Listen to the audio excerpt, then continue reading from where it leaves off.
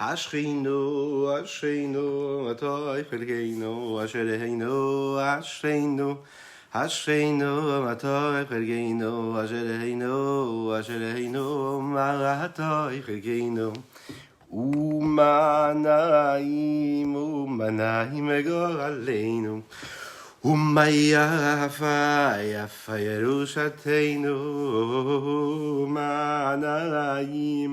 Umanaim Egoraleinu, Yafa, Yafa Yerushateinu, Ashreinu, Ashreinu, Ashreinu, Matoy Chelgeinu, Ashreinu, Ashreinu, Matoy Chelgeinu. Ashreinu, Ashreinu, Ashreinu, Matoy Chelgeinu, Ashreinu, Ashreinu, Matoy Chelgeinu, Umanaim, Umanaim Egoraleinu, Yafa, Yafa Yerushateinu, Umanaim, Umanaim Egoraleinu, Yafa, Yafa Yerushateinu.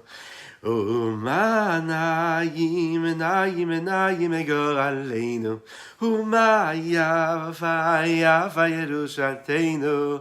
Naim, Naim, Naim Egoraleinu, Yafa, Yafa Yerushateinu. Naim, Naim Egoraleinu, Yafa, Yafa Yerushateinu. Naim, Naim Egoraleinu, Yafa, Yafa Yerushateinu. Ashreinu, Ashreinu, Ashreinu, Matoy Chelgeinu, Ashereinu, Ashreinu, Matoy Chelgeinu, Ashreinu, Ashreinu, Ashreinu, Matoy Chelgeinu, Ashereinu, Ashreinu, Matoy Chelgeinu. Umanaim, Umanaim Egoraleinu, Yafa, Yafa Yerushateinu. Umanaim, Umanaim Egoraleinu, Yafa, Yafa Yerushateinu. Umanaim, Naim, Naim Egoraleinu, Yafa, Yafa Yerushateinu. Naim, Naim, Naim Egoraleinu, Yafa, Yafa Yerushateinu. Naim, Naim Egoraleinu, Yafa, Yafa Yerushateinu. Naim, Naim Egoraleinu, Yafa, Yafa Yerushateinu. Boker Tov les Koulam, bonjour, bonjour à toutes et à tous, très heureux d'être parmi vous en cette magnifique matinée que Dieu nous offre sur la terre. Que Dieu vous bénisse et qu'il vous protège. Ce shir aujourd'hui, Leilou Nishmat, Nissim Rosanes, Leilou Nishmat, Nissim Rosanes, que je vous fasse que chaque mot que l'on va prononcer, ces mots de Torah, puisse être une source de bénédiction pour l'élévation de cette âme-là, et qui soit une source de joie, oui, et de réalisation et de sanctification pour tous ses proches. Que Dieu vous bénisse. Alors aujourd'hui, nous allons aborder une partie supplémentaire du 7e chapitre de Igeret HaTeshuvah. Igeret HaTeshuvah, qui nous est proposé par le Admour Hazaken de Rabbi Shlomo Zalman de Liadi, le fondateur de la Chassidut Chabad. Nous parlons d'un cœur brisé. Oui, pour faire Teshuvah, il faut avoir cette capacité-là de se remettre en question et d'avoir le cœur brisé. Le cœur brisé, oui, c'est nécessaire pour se remettre en question et pour demander à Akadosh Baruch Hu de nous pardonner, prendre conscience de notre faute. Mais tout d'abord, je vous souhaite un très très grand Lechaim Velivracha.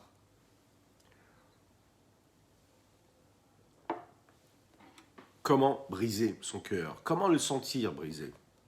Est-ce que ça veut dire être triste? Est-ce que ça veut dire être mélancolique? Et qu'est-ce que ça veut dire avoir un cœur brisé? Alors, on va voir qu'il y a des générations qui nous ont précédés. Les les maîtres enseignaient souvent aux personnes qui avaient besoin de tout simplement de demander pardon à Kadosh Baruch Hu, de se faire pardonner pour les fautes qu'ils avaient pu commettre, de jeûner. De jeûner. Le fait de jeûner, c'est une façon de mettre son corps entre parenthèses, de le mettre de côté pour laisser quelque chose de spirituel, quelque chose qui nous détache de la matière du corps, de la grossièreté du corps, et de se détacher de cette matière-là pour s'élever, se rapprocher de Dieu de cette façon-là. C'est ce qui s'est passé dans les générations qui nous précédaient. Et on va le voir ici, à notre époque, nous n'avons pas autant de force pour le faire, mais c'est aussi une des façons de se rapprocher d'Hachem. Aujourd'hui, nous ne pouvons pas jeûner de cette façon-là. Nos corps ne peuvent nous le permettre, mais il y a des façons qui sont adaptées à notre génération, à nos forces, à nous, qui pourraient se rapprocher de ce jeûne-là. En tout cas, quand il en soit, on voit que nos maîtres, nos saints maîtres, les générations précédentes, eux, jeûnaient pour demander à Kadosh Baruch Hu de les pardonner. Comment briser ce cœur-là? Briser le cœur, c'est une façon de quoi en réalité? De briser son cœur, c'est-à-dire tout ce qu'il a pu avoir envie d'accomplir de négatif, à l'inverse de la volonté de Dieu, tout ce qui l'écartait de la volonté d'Akadosh Baruch Hu, de Dieu, et tout ce qui faisait en sorte qu'il allait à l'inverse de sa volonté. David Amelech, le roi David, a jeûné énormément. Et grâce à cela, il a pu faire disparaître de son corps cette âme animale qui était présente et qui avait pris énormément de place par ses fautes. Les Chachamim nous disent sur le passouk qui a été prononcé par David Amelech lui-même, Velibi chalal bekirbi, et mon cœur a laissé place à un vide. Mon cœur a laissé place à un vide, nous dit David Amelech. Pourquoi? Chachamim nous dit chez Arago Betaanit, c'est-à-dire qu'il a réussi à tuer, faire disparaître le mauvais penchant qui est la cause première de toutes les fautes en jeûnant. Alors que nous, à notre époque, nous n'avons pas cette force que David Amelech avait, que le roi David avait. Nous avons une petite force, et cette petite force-là ne nous permet pas de pouvoir, grâce à nos jeunes et par les jeunes, demander pardon à Kadosh Baruch Hu pour les fautes. Velibi chalal bekirbi, et mon cœur a laissé place à un vide. Qu'est-ce que ça veut dire un vide? C'est-à-dire qu'il a fait disparaître le mal complètement de son cœur. Le cœur n'avait plus de désir et de passion et de souhait, à l'inverse de ce qu'Akadosh Baruch Hu pouvait vouloir de lui. Son cœur, lui, souhaitait uniquement la sainteté, était attiré uniquement par la sainteté et la pureté. C'est la seule chose qui l'intéressait. Excusez-moi.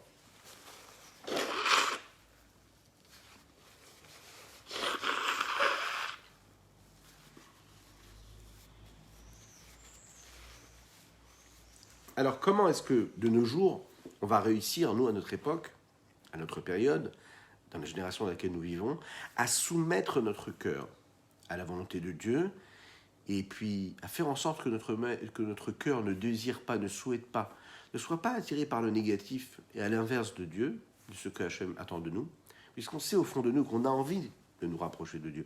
La seule chose qui nous intéresse, c'est de faire sa volonté. L'homme est profondément bon, et pourtant, il est attiré par le négatif. Il fait ce qui est négatif.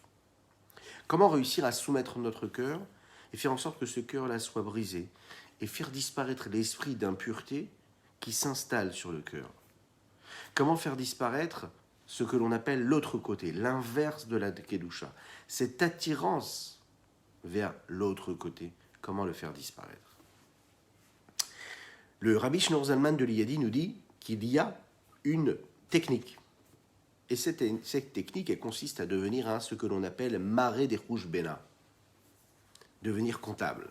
Qu'est-ce que ça veut dire, comptable?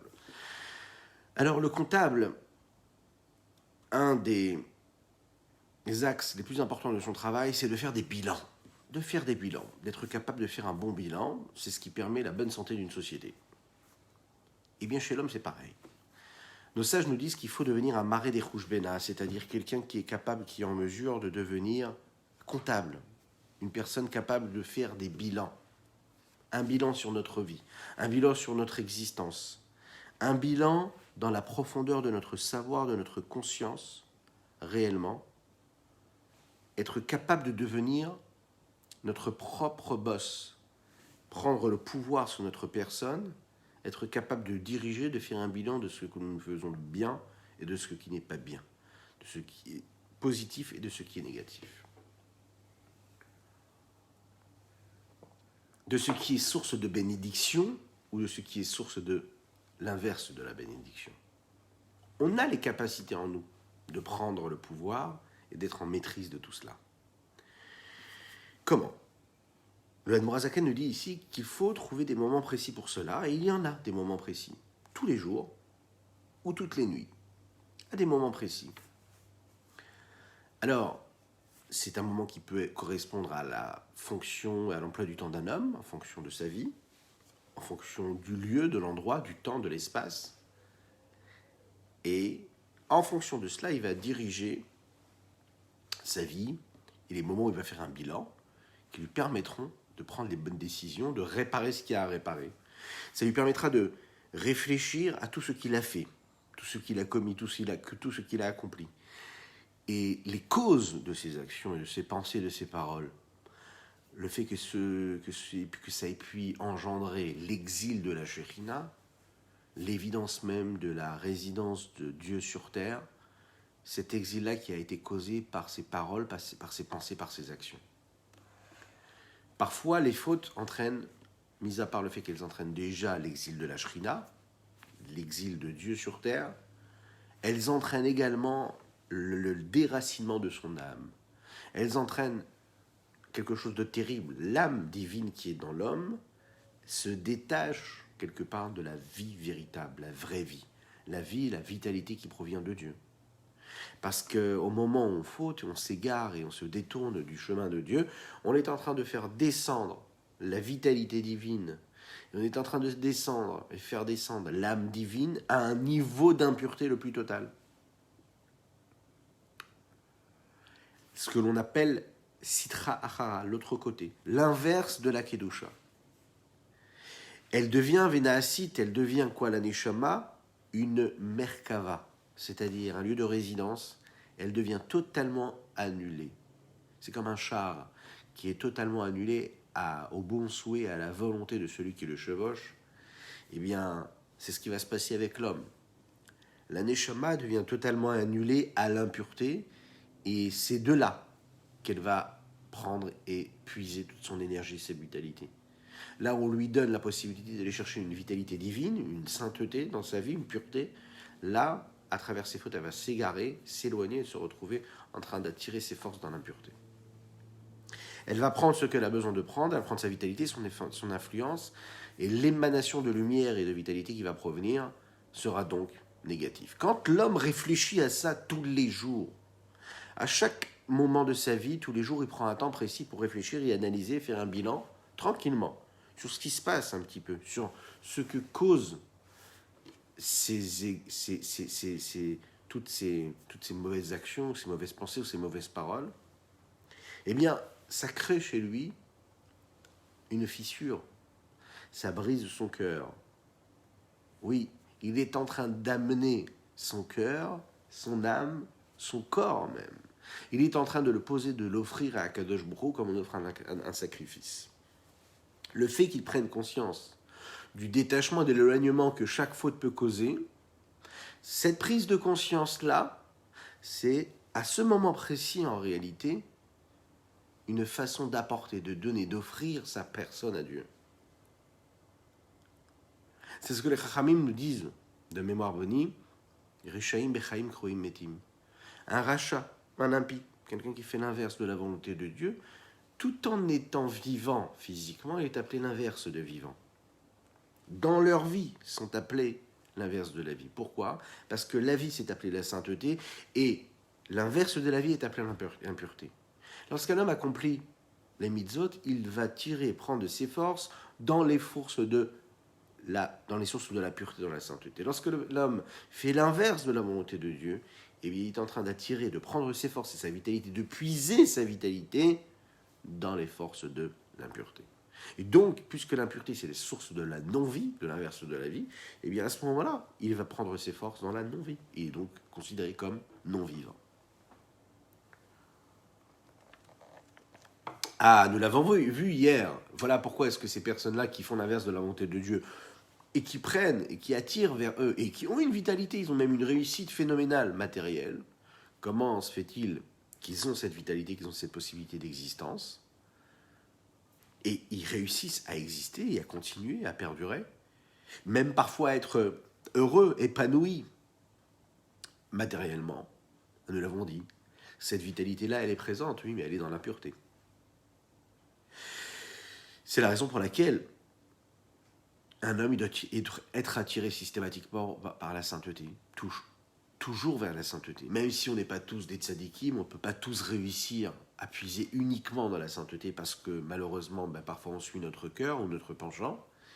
On doit toujours tendre vers cela, faire le maximum, aller faire le maximum.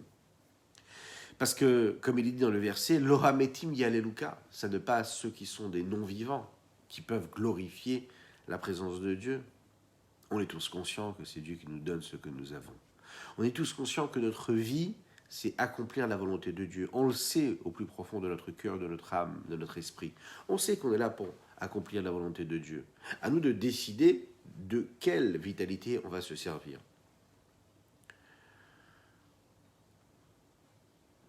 Pourquoi est-ce que le rachat est appelé l'inverse d'un vivant ? Celui qui n'accomplit pas la volonté de Dieu. Pourquoi est-ce qu'il est appelé l'inverse d'un vivant ?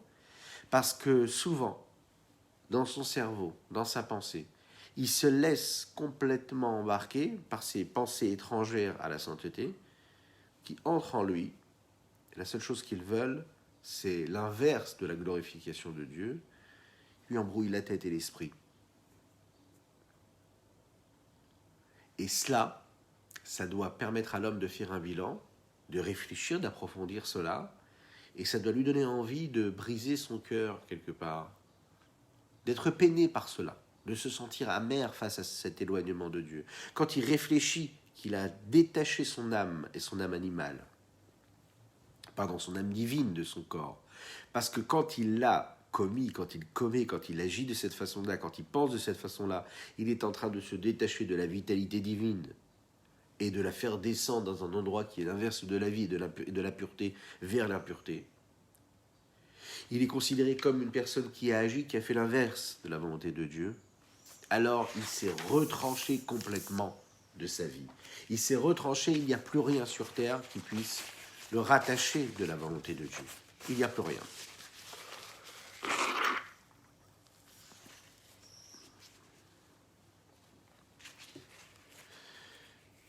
Quand l'homme réfléchit et est conscient de cela,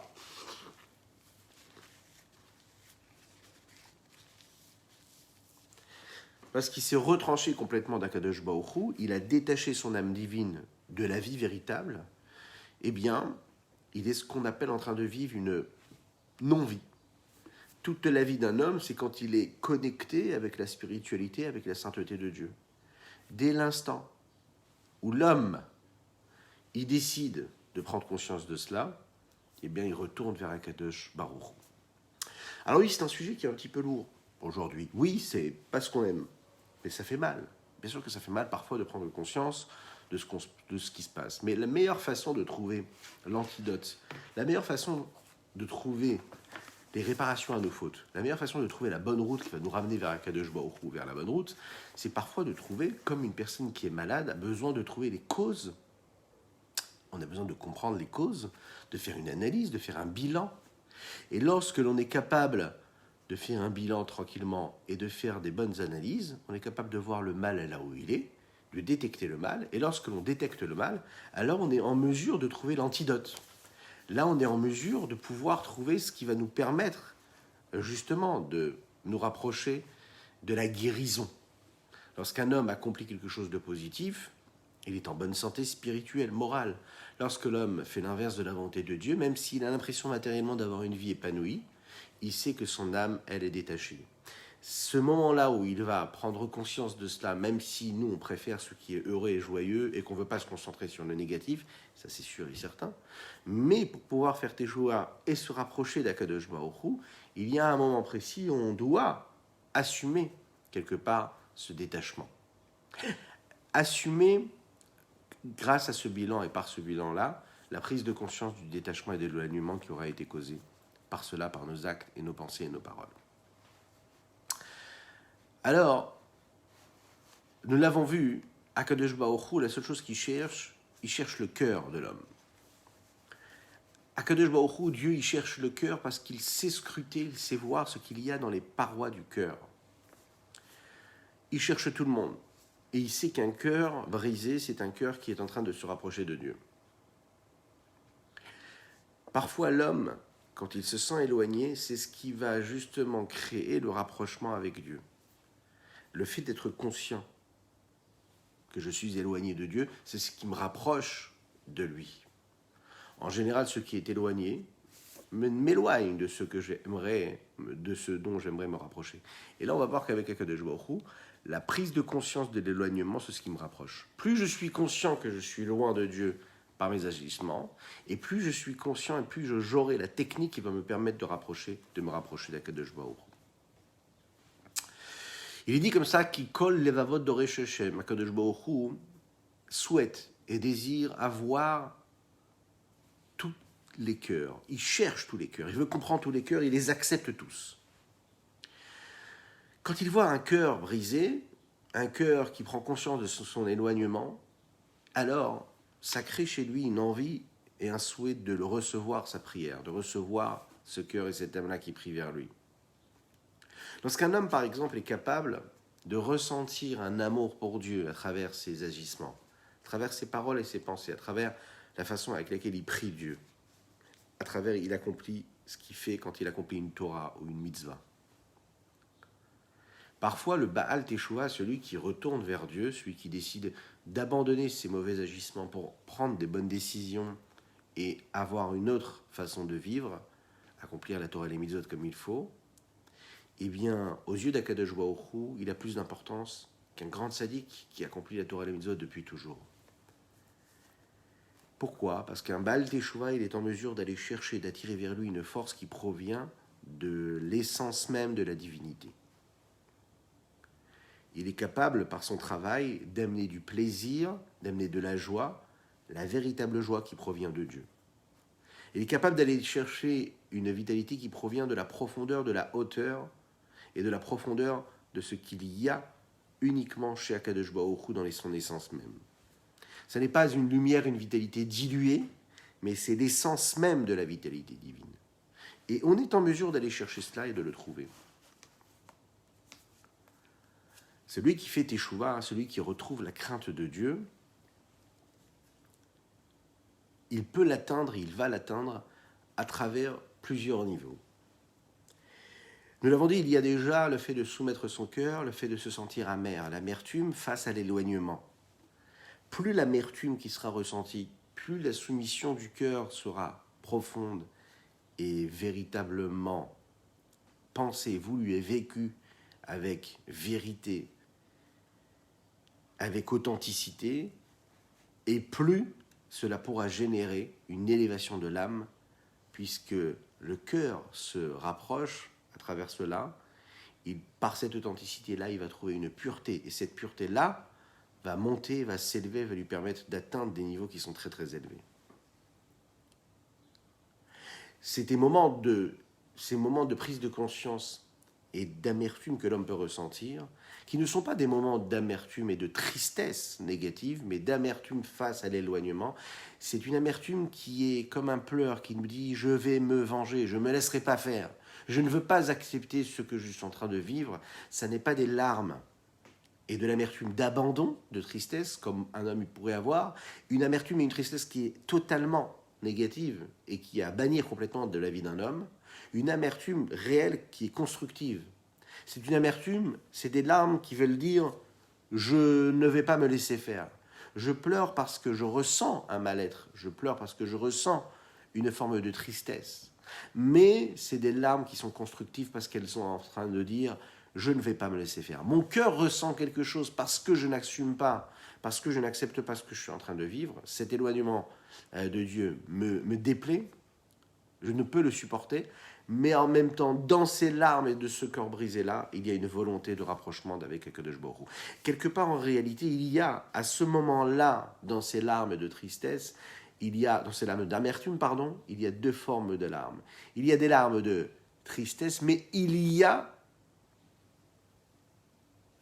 surtout, des larmes de joie. Dans les larmes de l'amertume, il peut y avoir des larmes de joie parce qu'en fait, c'est des larmes qui veulent dire, voilà, je sais vers quoi je veux tendre. Je sais que je me suis éloigné de Dieu, je sais que par mes agissements, je suis loin, et moi, ce qui m'intéresse, c'est d'être proche de Dieu. C'est un petit peu comme un enfant qui demande à son père, et qui voit son père, et qui cherche son père, et qui le voit au loin. Il pleure, bien sûr qu'il pleure, mais pourquoi est-ce qu'il pleure? Il est heureux, il voit son père, qu'il a quitté depuis longtemps. En réalité, dans ces larmes, il y a et des larmes d'amertume face à l'éloignement qu'il a pu subir, oui, parce qu'il n'a plus vu son père depuis des années. Mais dans ces larmes-là, il y a aussi des larmes de joie. Il est dit comme ça, dans le verset, David Ameller dit, Haïtali dimati lechem yomam valaila. C'était mon pain quotidien. Dimati, mes larmes étaient mon pain quotidien, mais pas seulement mon pain quotidien pour mes jours, mais aussi pour mes nuits. Yomam valaila. A priori, comment est-ce qu'un homme peut vivre de larmes? Comment est-ce qu'un homme peut se nourrir de larmes? On sait que l'essentiel même du temps des larmes, c'est la nuit. C'est quand on fait ce qu'on appelle le tikkun chatzot, un moment précis, particulier. L'idée, c'est tout simplement de prendre conscience du détachement, du fait qu'on se soit écarté, qu'on ait enlevé le joug, détaché du joug de la royauté de Dieu, qui est posé sur nous, qui est installé sur nous. C'est la base même de toutes les fautes, le fait de rejeter ce joug-là, de ne pas vouloir l'assumer. Lorsque l'on va et qu'on suit tout ce que notre cœur nous demande, tout ce qu'il décide, tout ce qu'il souhaite, tout ce qu'il a comme pulsion, j'ai envie, donc je suis les envies de mon cœur, je suis les pulsions de mon cœur, j'ai envie.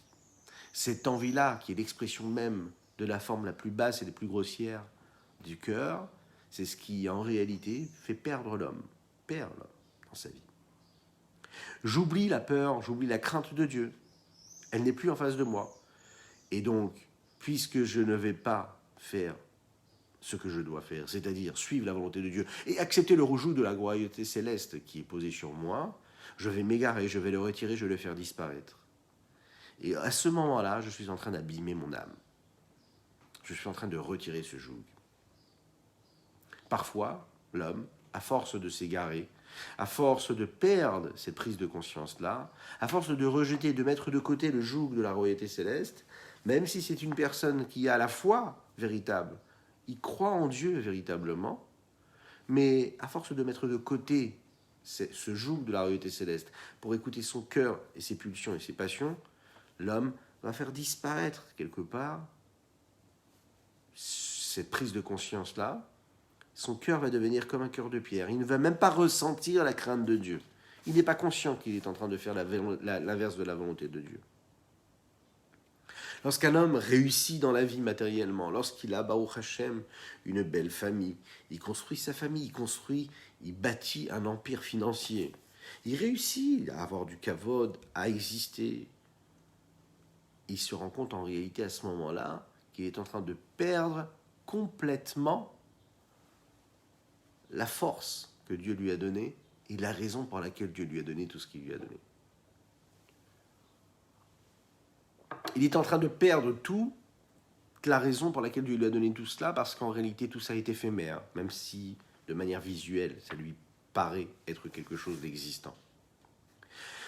Lorsque l'homme réfléchit à un seul moment, il réfléchit et il prend conscience de tout ce qu'on lui a donné, et malheureusement, lorsque l'homme perd parfois quelque chose qu'il a eu matériellement, ou même dans la santé, etc., qu'à Dieu ne plaise, là, il réfléchit en réalité, et il prend conscience, et il a le cœur brisé sur ce qui lui est arrivé, il va regretter tout ce qu'il a pu commettre de négatif, et face à ces épreuves-là, il va se dire, voilà où mon cœur m'a emmené, il prend conscience qu'il a été à l'inverse de la volonté de Dieu, il a pris conscience qu'il avait perdu la crainte, la peur de Dieu, qu'il agissait juste parce que son cœur l'amenait là où il devait l'emmener. Cette prise de conscience lui permet de reconnaître et de comprendre que sous cette façon-là qu'il avait de mettre de côté complètement la crainte de Dieu et le joug de la royauté céleste, il comprend qu'en réalité, il était en train de servir les forces de l'impureté, mais non pas les forces de la pureté et de la sainteté. Et donc, c'est l'inverse de la sainteté qui existe, et c'est de la vitalité, mais de la vitalité qui est négative et qui est néfaste. Cette prise de conscience d'éloignement va faire vivre chez lui, dans son corps, des larmes. Oui, il va vivre ces larmes-là. Mais c'est des larmes d'amertume face à l'éloignement qui seront entremêlées de larmes de joie, parce qu'il va se dire, voilà, je vais retourner vers Dieu. Lorsqu'il va avoir une mauvaise pensée qui va venir en lui, tout de suite, il va la chasser avec la crainte. Il va se dire, non, cette mauvaise pensée, cette mauvaise pulsion, ce mauvais désir, ce mauvais souhait, cette envie-là qui se présente à moi, qui va faire chambouler toute mon existence spirituelle, elle va me faire perdre cet attachement que j'ai avec Dieu. Je vais perdre cette connexion que j'ai avec Dieu. Les dégâts seront considérables. Je ne peux pas me laisser faire. Je ne peux pas laisser aller ma vie, mon corps, mon âme, mon esprit à quelque chose de négatif. Je dois m'empêcher de tout cela. Je ne peux pas me laisser faire. Je ne peux pas laisser ces sources de l'impureté prendre part et prendre la possession de ma vie. Alors, chaque homme peut voir, en réalité, il est capable de voir comment la mauvaise pensée qui s'installe en lui est capable de le faire perdre toute raison. Parfois, l'homme est attiré par les plaisirs et les désirs que le monde peut lui offrir lorsqu'il y réfléchit. Lorsqu'il se met dans une position de réflexion et d'analyse face à ce que la vie peut lui offrir, l'homme, quand il est dans un état d'ennui, il se pose des questions, il se demande ce qu'il pourrait bien faire dans sa vie. Cet état d'ennui peut l'amener et susciter justement la recherche du plaisir. Il se demande ce qu'il pourrait faire, il s'ennuie. Il peut être au travail, il peut travailler, il peut avoir une vie familiale, mais dans sa vie familiale, dans son travail, dans ce qu'il fait de sa vie, il est dans un ennui véritable. Il ne trouve pas de joie dans ce qu'il fait. Il ne trouve pas de joie, d'épanouissement. Donc cet ennui et l'inverse de joie qu'il n'éprouve pas et d'épanouissement dans sa vie familiale comme dans sa vie au travail, cela va faire naître dans une quête pour combler un manque de joie et d'épanouissement.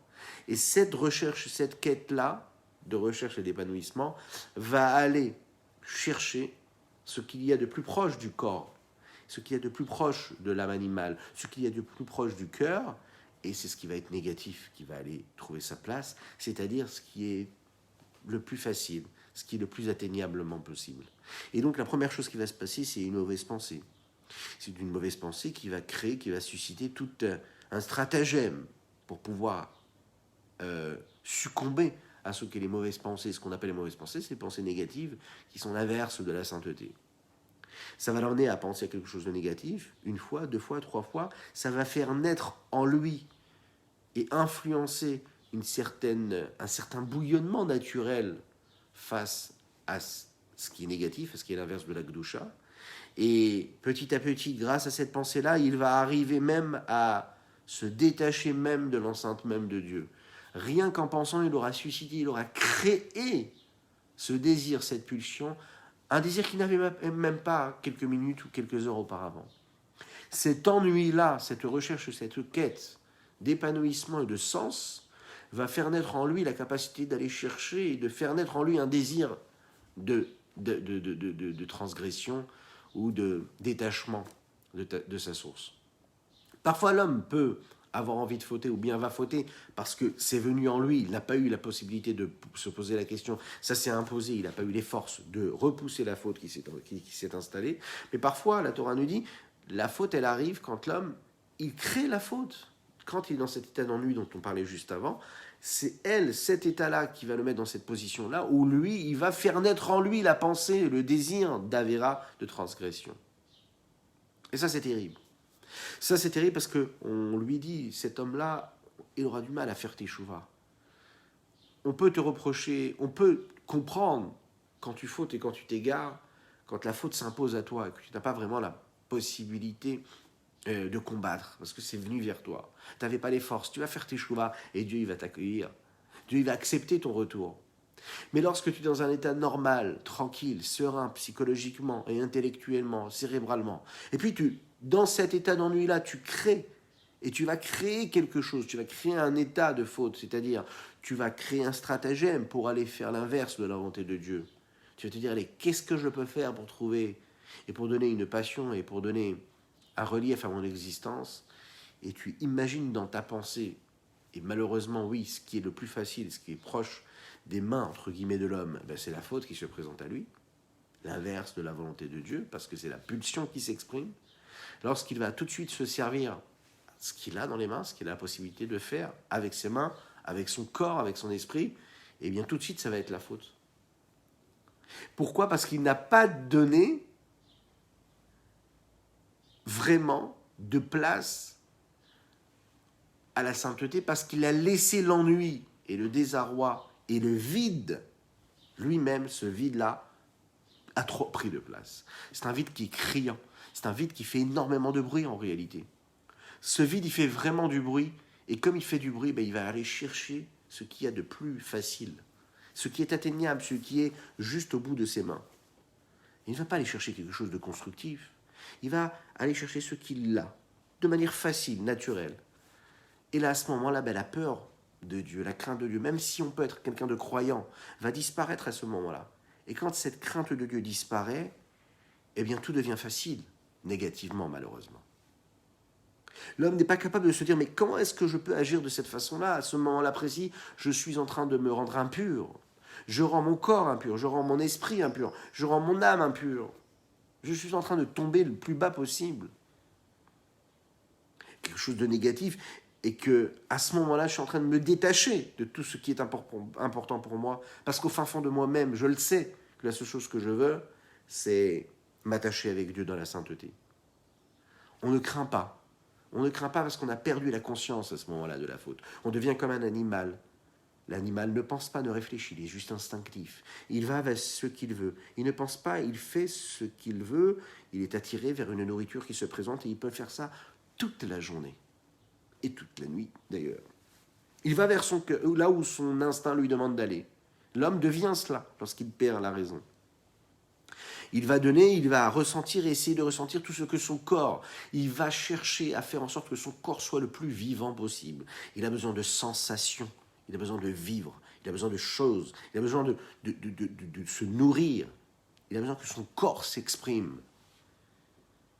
Il se détache au maximum de la spiritualité. Il fait vivre son corps. Il est attiré par ce que son corps peut lui donner. Ça, c'est lorsque l'homme a perdu la crainte de Dieu. Il a perdu cette conscience-là. Il n'a pas fait le bilan comme quand il fallait, et donc il est descendu de niveau en niveau, et il a perdu cette connexion avec Dieu. Lorsque l'homme est capable de mettre sur lui, de placer sur lui, sur son cerveau, sur son esprit, son cœur, ce qu'on appelle la hirat shamaim, la crainte de Dieu, eh bien à ce moment-là, il est capable de chasser les mauvaises pensées qui arrivent. De prendre possession, de devenir le boss de sa propre personne, c'est être capable de faire en sorte que lorsqu'il y a une mauvaise pensée, un mauvais désir, une mauvaise pulsion qui vient et qui se présente à nous, être capable de la repousser avec la main. Réellement, ne pas se servir de la main pour fauter, mais de repousser, parfois, le Admorazaken nous le dit, avec les deux mains. Avec les deux mains, repousser la faute. Avec l'intellect, réfléchir à ce que nous faisons, se dire que non, cela se présente, la pulsion se présente, le désir se présente, mais j'ai la force parce que je ne suis pas un animal.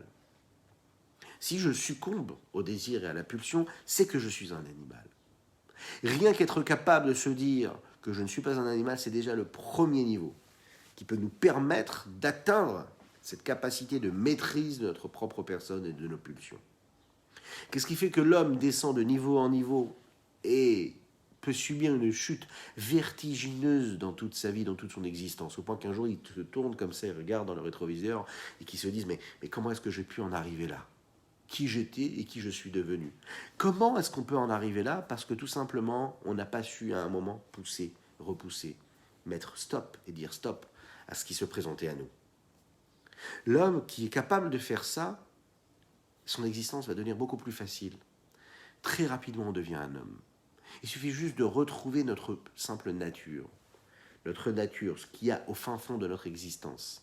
Ce qui nous définit, ce qui fait que nous sommes non pas des animaux mais des hommes. L'animal qui déciderait de vivre comme le végétal vit, il perdrait toute consistance, il perdrait toute raison d'être. Le végétal qui déciderait de vivre comme le minéral perdrait aussi toute sa raison d'être.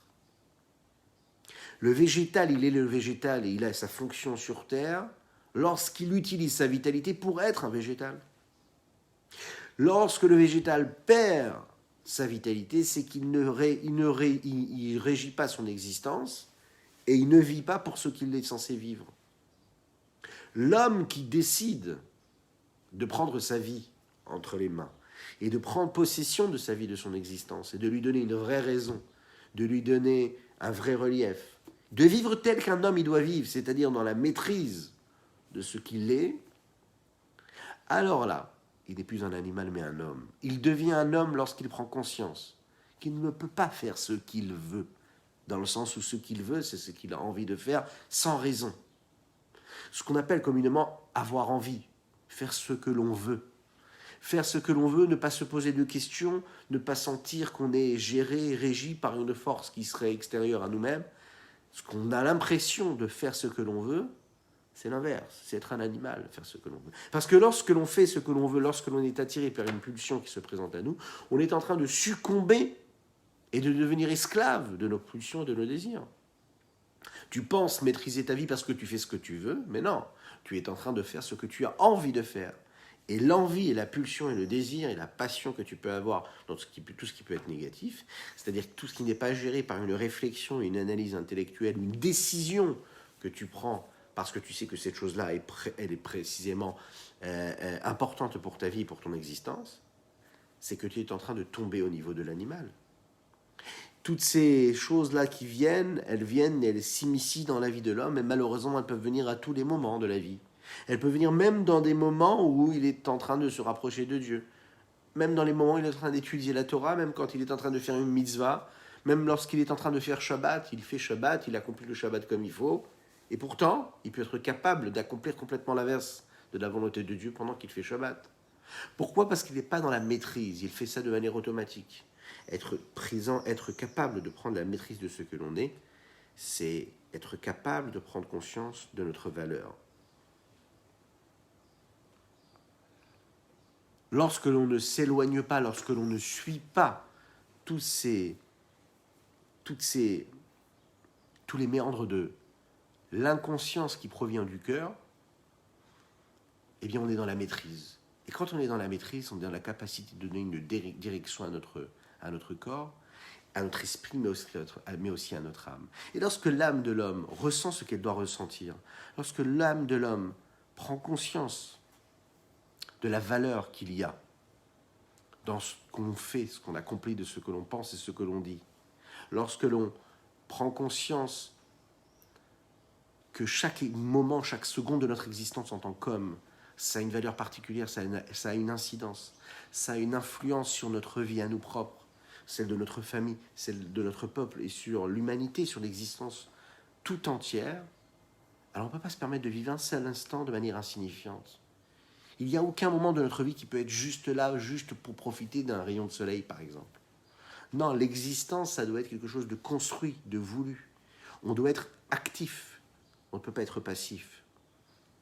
Pourtant, le corps a besoin de sentir qu'il est passif pour être heureux, mais ça n'est pas le corps. C'est le corps tel qu'il est animal qui a besoin d'être passif, de se laisser aller, de s'allonger, d'attendre que les choses passent. Et il est persuadé qu'à ce moment-là précis, il est en train de se reposer. Ah oui, il y a des moments où le corps doit se reposer. Mais le corps a besoin de temps et tant d'heures pour se reposer. Le reste du temps, il n'a pas besoin d'être allongé à ne rien faire. Il doit être actif. Ou en train d'étudier la Torah, en train de faire des mitzvot, en train de travailler pour nourrir son foyer. L'homme ou la femme, peu importe. L'homme doit être constructif, il doit être dans l'action concrète, et c'est ce qui fait la raison même de son existence. Dès l'instant où il devient passif, alors il devient ce qu'on appelle dans un état d'ennui, et il va générer, et il va obligatoirement faire en sorte que son corps va être attiré par quelque chose de plus bas. La nature a horreur de rester comme ça, de stagner. On ne stagne pas. On va ou dans un sens ou dans un autre. Si tu es dans un état où tu n'es pas en train d'évoluer spirituellement, sache que tu es en train de diminuer ta vie spirituellement. Tu es en train de partir et de faire descendre et de faire chuter ton existence vers les sources de l'impureté. Mais toi, c'est pas ce que tu as envie. Mais tu ne t'en rends même pas compte. Mais c'est cet état-là d'ennui et d'abandon de toi qui fait qu'en réalité, tu perds quelque part le joug de la royauté céleste. Dès l'instant où tu t'es dit, je veux faire ce que moi j'ai envie de faire, tu suis les méandres de ton cœur, tu suis ce que ton cœur te dicte, tes pulsions, tes passions, tes désirs, tu es persuadé de faire ce que toi tu as envie de faire, eh bien tu es en train de perdre les raisons pour lesquelles Dieu t'a donné cette existence et Dieu t'a donné cette force-là de réussir à garder la maîtrise de ton existence. Se rappeler toujours qu'il y a ce qu'il y a au-dessus de toi, c'est-à-dire la conscience même d'Akadosh Baruch Hu. Alors voilà, parfois, un homme, il a la conscience même de la divinité. Il a la conscience, il sait que Dieu est présent. Il est persuadé de cela. Et pourtant, parfois, l'homme faute. Alors, on avait vu, dans le rendez-vous du trait de caractère, on avait parlé un jour de ça, de cette notion-là. Il est dit qu'un homme, quand il faute, un homme faute et uniquement lorsqu'il vient en lui et s'empare de lui un esprit de folie. Un homme normalement constitué ne peut pas fauter, ne peut pas faire l'inverse de la volonté de Dieu. Ne peut pas avoir une vie qui soit à l'inverse des normes, à l'inverse de la logique. Un homme ne peut pas agir, il ne peut pas détruire son existence. Un homme, il veut construire sa vie, il veut construire un foyer, une famille. Un homme, il veut avoir un rapport avec Dieu qui soit saint, qui soit pur. Oui, profondément, il le veut, même lorsqu'il n'est pas conscient de tout ce que la Torah lui demande. De manière naturelle, l'homme, et particulièrement l'homme qui a une âme juive, la Nefesh Elokit, cette parcelle divine, il veut se rattacher à Kadosh Baruch Hu, il veut s'attacher à Dieu. Mais qu'est-ce qu'il fait alors qu'il s'égare et qu'il se comporte à l'inverse de sa volonté? Qu'est-ce qui fait qu'il se sent détaché de Dieu parfois, souvent? C'est en réalité parce que l'homme perd sa normalité. Il n'est pas dans son état normal. L'état normal, ça n'est pas de faire l'inverse de la volonté de Dieu. L'état normal, c'est d'être attaché à Dieu. Pourtant, parfois, il y a un petit vent de folie comme ça, qui s'empare de la personne. Et ce vent de folie, c'est ce qui fait que l'homme fait l'inverse de la volonté de Dieu. Comment tu pourrais faire l'inverse de la volonté de Dieu, puisque tu es conscient que c'est Dieu qui te fait exister, qui te donne la vitalité? Comment tu peux agir et faire l'inverse de la volonté de Dieu, puisque c'est Dieu qui te fait exister? Tu es conscient de cela. Si tu fais l'inverse, c'est parce qu'en réalité, tu as un vent de folie, un esprit de folie qui s'empare de toi. Et cette folie-là fait que tu t'égares et tu fais l'inverse de la volonté de Dieu. Ce moment de folie te fait perdre la conscience, le savoir, et à ce moment-là, tu deviens donc non plus comme un homme, mais comme un animal. L'image de Dieu, puisque l'homme a été créé à l'image de Dieu, disparaît pour laisser place à l'image d'un animal. Cette force-là qu'il y a grossière, cette force du désir et du plaisir qui est en l'homme, va maîtriser, va gouverner, va prendre possession de l'homme, et son âme divine va disparaître quelque part à ses yeux. Elle ne sera plus en premier plan, elle sera mise complètement en retrait. Celui qui connaît son Créateur, celui qui est conscient et qui utilise sa chorma, sa sagesse, et non pas ses traits de caractère, et puis ses pulsions et ses passions et ses émotions, il ira là où son cœur devra aller parce qu'il aura décidé, parce qu'il aura utilisé la sagesse dans tout. Parce que c'est la sagesse qui nous intéresse. Pourquoi la sagesse? Parce que la sagesse, c'est justement la froideur de l'esprit. La froideur de l'esprit, c'est ce qui permet à l'homme d'avoir la force de décider, de faire et d'agir comme il devrait agir, et non pas comme son cœur voudrait qu'il agisse. Parce que quand un homme agit avec sa force de conviction, avec sa sagesse, avec la froideur de l'esprit, avec sa capacité de compréhension et d'analyse face à la situation, eh bien l'homme à ce moment-là, qu'est-ce qu'il est en train de faire? Il est en train de prendre des décisions et d'agir ou de penser ou de parler de manière constructive. Tout ce qu'il fait, il le fait parce qu'il se construit. Chaque pensée, chaque parole, chaque action est là pour faire naître une action, une pensée ou une parole qui va, elle, le propulser vers un niveau qui est plus élevé, puisque l'homme ne va pas stagner, il va évoluer. Donc comment est-ce que je vais pouvoir parler avec une personne qui serait proche de moi, par exemple, de manière négative, si je sais que je suis en train de construire, et que la seule chose qui m'intéresse maintenant, c'est de construire? Comment est-ce que je vais parler négativement? Comment je vais dire ce que je vais dire de la façon avec laquelle je vais le dire, si je sais qu'en disant ce que je vais dire, je vais faire l'inverse de la volonté, ma volonté profonde et de ce que je suis censé faire dans mon existence? Comment est-ce que je vais pouvoir suivre les désirs de mon corps au moment où je suis persuadé que si je suis les pulsions de mon cœur, eh bien je suis en train de servir mon corps et non plus mon âme? Ça, c'est possible quand je suis en train d'utiliser ma sagesse. La froideur de l'esprit, elle va me permettre justement d'avoir cette capacité-là d'analyse face à la situation, face au moment de vie que je suis en train d'assumer, au moment précis. Mais dès l'instant où je perds ce pouvoir de sagesse, dès l'instant où je perds le pouvoir de tranquillité, de froideur de l'esprit, eh bien à ce moment-là, même si mon but à moi, c'est pas d'aller à l'inverse de la volonté de Dieu, mon but à moi, c'est juste d'avoir envie de passer une bonne après-midi tranquille. Ouais. Ce n'est pas de faire l'inverse de la volonté de Dieu. Et pourtant, à ce moment-là, je suis en train de perdre le joug de la royauté céleste de moi. Je suis en train de le faire partir, le faire chasser, le faire disparaître. Parce que je suis en train de servir des forces étrangères. L'inverse même de la volonté de Dieu. Parce que l'emballement qui s'opère dans mon cœur et dans mon corps fait en sorte que mon cerveau, lui aussi, va s'investir dans cet emballement-là et il va devenir la source de tous mes problèmes parce que je vais me quitter et je vais chasser tout ce qu'il y aurait de positif en moi. Alors oui, il y a une solution à cela. Et la solution, c'est tout simplement de prendre conscience de l'égarement. Cette amertume-là, dont on est conscient, va faire naître donc ces larmes de peine, mais également ces larmes de joie. Ces larmes de peine qui vont nous permettre de nettoyer, de rincer nos agissements, nos actions, rincer notre corps, rincer nos mains, rincer notre esprit, notre cœur, nos pensées. Et ces larmes de joie qui deviennent de la joie parce qu'on est conscient qu'on se rapproche d'Akadosh Baruch Hu. Et à ce moment-là, qu'est-ce qu'on est en train de faire? On est en train de nourrir quelque part cette âme-là et lui permettre de sortir de cette obscurité-là. Et avec elle, son corps et son esprit, puisque l'âme va attirer le corps et l'esprit, va le sanctifier, va l'élever, va le purifier, et va lui permettre de se rapprocher d'Akadosh Baruch Hu, et tout cela dans la joie. Oui, puisque c'est ce qui va permettre la joie véritable. Rappelons-nous toujours que lorsque l'on s'égare de Dieu, à travers nos agissements, souvent le sentiment qui suit, c'est un sentiment de tristesse. On peut sentir le corps éprouver quelque chose de positif, oui, on a vécu quelque chose, on s'est senti exister, on a passé un bon moment, mais l'instant d'après, la pensée qui nous vient, c'est un sentiment de tristesse. On sait qu'on n'a pas fait ce qu'il fallait, on le sent. Pourtant, on était heureux juste avant, physiquement. La Torah nous dit ici, sache que quand le sentiment qui te vient juste après une action, c'est un sentiment de tristesse, c'est que ce que tu as fait est négatif.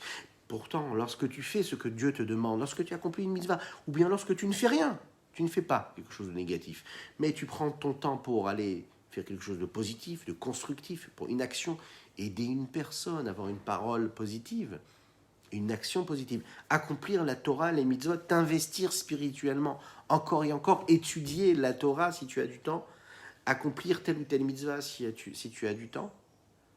À ce moment-là, l'ennui disparaît et il laisse place à quelque chose de constructif, de sain, de pur. Voilà ce qu'on pouvait dire aujourd'hui sur notre partie du Tanya. Que Dieu vous bénisse et qu'il vous protège, qu'il étende sa grâce sur vous, qu'il fasse en sorte que toutes les larmes de peine face aux fautes que l'on aurait pu commettre, ainsi que toutes les larmes que la vie, parfois, à travers les épreuves, peut faire subir à une personne, disparaissent de la terre, et que l'on puisse avoir que des larmes de joie, de connexion et de rapprochement avec Dieu. Que Dieu vous bénisse, qu'il étende sa grâce sur vous, mes proches, qu'il vous apporte la largesse spirituelle et matérielle, qui vous inonde de bénédictions et de lumière, de vitalité positive, et que tous vos pensées, vos paroles et vos actions puissent être dirigées vers la sainteté et la pureté. Que des brachot pour toutes et tous. Et on va terminer par un petit chant. Tzama tzama tzama tzama lecha nafshi kama kama kama kama kama lecha besari. Tzama tzama tzama tzama lecha nafshi kama kama kama kama kama lecha besari. Ay ay tadadalai tadadalai tadadadam. Da-da-da-la, ya-ya, da-da-da-da-da-da-da, ya, ha-ya, da-da-da-la, da-da-da-la, ya, da-da-da-da, da-da-da-la, ya-ya, da-da-da-da-da-da-da-da-da, Etzama, tzama, tzama, tzama lecha, ya nafshi, kama, kama, kama, kama, kama lecha, besari, Etzama, tzama, tzama, tzama lecha, nafshi, kama, kama, kama, kama, kama lecha, besari, ay, ay, ta-da-da-la, ta-da-da-la, ta-da-da-da, ta-da-da-la, ay, ay, ay, ay, ay, ay, ay, ay, ay, ta-da-da-la, ta-da-da-la, ta-da-da-da, ta-da-da-la, ay, ay, ba-da-da-da-da-da-da-da, tzama, tzama, tzama, tzama lecha, nafshi, kama, kama, kama, kama, kama lecha, besari. Une refoua chez les mains pour Chaya Catherine Batester. Hi, dadaïn, dadadam, dadadam, dadadadam, dadadam, hey, dadadala, ya, ya, ay, ay, ay, ay, ay, ay, hey, tzama, tzama, tzama, tzama, lecha, nafshi, kama, kama, kama, kama, kama, lecha, besari, hey, tzama, tzama, tzama, tzama, lecha, nafshi, kama, kama, aïe, aïe, aïe, aïe, aïe, aïe, aïe, aïe, ta-da-da-la, aïe, aïe, aïe, aïe, aïe, aïe, aïe. Alors, je vais vous demander, si vous avez une petite minute, on va faire ensemble un Teilim pour une refoua shelema, pour un jeune garçon, un jeune homme qui a besoin de notre téfilote. Si vous êtes à la maison, vous avez la possibilité de prendre un Teilim, un livre de psaumes. On va faire ensemble le psaume 20 pour la refoua shelema de Avraham Avichai ben Michal Mazal. Avraham Avichai Ben Michal Mazal. Alors il est jeune, on va parler de choses positives. Akadosh Baruch Hu va lui emmener une refoua shelema véritable. Mais la situation est très grave. Donc on demande à Hachem de faire disparaître toute cette peine-là dont nous avons parlé aujourd'hui, de faire disparaître toutes ces choses négatives, de lui apporter une véritable refoua shelema, une guérison totale et complète, afin qu'il puisse retrouver toutes les forces et que ce soit une source de bénédiction pour toute sa famille, pour ses parents et ses proches.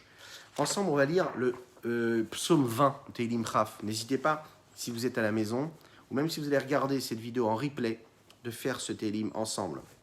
Refoua shelema d'Avraham Avichai ben Michal Mazal. L'Amnatseach Mizmor le David. Yahancha Adonai beyom tzara, yesagev Hashem Elohei Yaakov.